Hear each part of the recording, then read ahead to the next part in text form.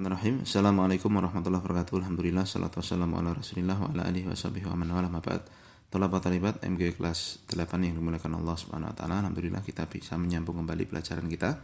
Dan sekarang kita masih sama ya di bab tentang sihir, pelajaran 18 ya, bab berikutnya dari sebelumnya kemarin. Nah, tujuan dari pembelajaran kita ada 3. Yang pertama, murid dapat menyebutkan hukuman bagi tukang sihir menurut syariat Islam. Yang kedua, murid dapat menerangkan pengaruh jelek sihir terhadap masyarakat. Lalu yang ketiga, murid hafal sebagian dzikir yang syar'i untuk menjaga diri dari sihir. Wa an Jundub marfu'an haddus sahiri darbuhu bisayf. Ini kurung buka, kurung tutup ya. Had yaitu hukuman had, hukuman di dunia bagi pelaku sihir adalah darbuhu bisayf, dipukul dengan pedang, maksudnya adalah dibunuh. Ya, diriwayatkan dengan hak dan tak, darbuhu atau darbatun gitu. Maknanya sama. Ya, dia dipenggal dengan pedang. Nah, ya, wasahih annahu mauquf. Taib. Kemudian yang kedua, wa fi sahih al-Bukhari an Bajalata ibni Abadah qala kataba Umar bin Khattab radhiyallahu taala anhu an iqtulu kulla sahirin ya wa sahiratin qala faqatalna thalatha sawahira. Ya. Umar bin Khattab menulis kepada para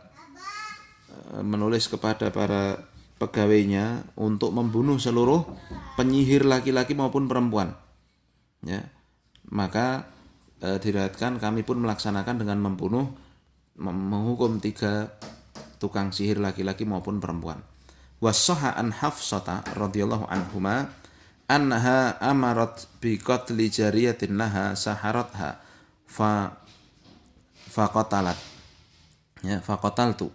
Wa kadzalika sahha an Jundab qala Ahmad an thalathatin min ashabin Nabi sallallahu alaihi wasallam. Dan saya dari Hafsah ya radhiyallahu anha ya bahwa beliau memerintahkan untuk membunuh budaknya yang telah menyihir dia. Ya. Lalu maksudnya apa? Yang diperintah oleh khalifah mengatakan aku melaksanakan hal itu. Demikianlah sahih dari Jundab juga. Dan berkata Imam Ahmad bin Hanbal ya dari 3 sahabat Nabi SAW juga memerintahkan untuk membunuh ya pelaku sihir itu, tukang sihirnya. Nah, yang bisa kita ambil dari pelajaran ini, yang pertama, hukuman bagi tukang sihir adalah dibunuh karena besarnya dosa sihir dan jeleknya akibat sihir di masyarakat. Dalil tentang hal itu adalah yang pertama ucapan Jundub bin Abdillah radhiyallahu anhu, haddus sahiri darbuhu bisayf, jelas sekali hukuman bagi pelaku sihir adalah dipenggal dengan pedang. Lalu yang kedua, apa yang diriwayatkan Umar bahwa beliau menulis surat pada pegawainya karena beliau adalah khalifah ya untuk membunuh tukang sihir baik laki-laki maupun perempuan. Lalu yang ketiga, apa yang telah sahih dari Hafsah radhiyallahu anha bahwa beliau memerintahkan untuk membunuh budak perempuan miliknya yang telah menyihirnya. Maka dibunuhlah budak tersebut ya. Kemudian ya sebentar sir. Kemudian yang kedua, sebentar, tolong motornya dikeluarin aja dulu. Yang kedua, sikap muslim terhadap tukang sihir dan para dukun ya, tidaklah muncul sihir di satu daerah kecuali akan muncul kerusakan dan kedoliman serta pemerkosaan. Ya, jadi kalau ada tukang sihir pasti ada kerusakan di situ. Juga sikap melampaui batas. Maka wajib bagi setiap muslim untuk berhati-hati dari sihir dan mendatangi tukang sihir serta bekerja sama dengan tukang sihir untuk menyampaikan sesuatu dari tukang sihir dan para dukun dalam rangka untuk melindungi wilayah tauhid, juga untuk menjaga kebaikan masyarakat dan melepaskan tanggung jawab serta bentuk mengingkari kemungkaran. Jadi sihir itu kalau ada di masyarakat berbahaya karena bisa membunuh orang tanpa tahu. Ya, makanya sangat berbahaya. Maka hukumnya pantas sekali ketika dibunuh oleh ya menurut syariat Islam pelakunya dibunuh. Nah, 3 di antara cara untuk melindungi diri dari sihir. Nah, ini dia.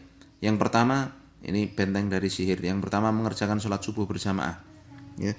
Kemudian yang kedua, membentengi zikir-zikir, membentengi diri dengan zikir-zikir yang syar'i. Di antaranya membaca surat An-Nas, Al-Falaq ya pagi dan petang, membaca ayat kursi pagi dan petang, membaca 2 ayat terakhir dari surat Al-Baqarah berdasarkan sabda Nabi, man qara'a bil ayataini min akhir suratil Baqarah fi lailatin kafatahu.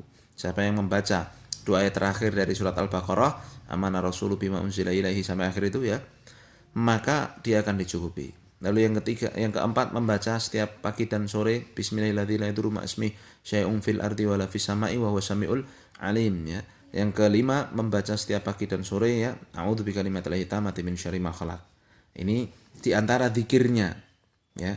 Kalau yang pertama kan mengerjakan sholat subuh ini perbuatan. Lalu yang kedua apa? Zikirnya 5 ini. Lalu yang ketiga ini dengan makanan bisa ternyata, yaitu apa? Memakan 7 butir kurma ajwa setiap hari. Ya sebelum makan berdasarkan sabda Nabi SAW, man tusbihu bisab'ati tamratin ajwatin lam yadurruhu dalikal yauma sammun wala sihrun. Siapa yang pagi hari itu makan 7 butir kurma ajwa, maka tidak akan memadharati di harinya itu apa? Racun maupun sihir ya. Nah, jadi ini kita tahu dari sini di antara yang kedua ini adalah zikir-zikir yang sangat penting, ada semua di zikir pagi dan petang. Maka silahkan kita amalkan ya untuk menjaga diri, membentengi diri dari sihir karena memang itu nyata dan itu merusak ya, merusak baik bagi diri maupun masyarakat. Insya Allah pelajaran 19 akan kita sampaikan pada berikutnya. Evaluasi tolong dikerjakan ya di buku khusus, nanti insya Allah ketika kumpul kita kumpulkan. Demikian kita akhiri dengan kafaratul majelis. Subhanakallahumma wa bihamdika asyhadu an la ilaha illa anta astaghfiruka wa atubu ilaik. Assalamualaikum warahmatullahi wabarakatuh.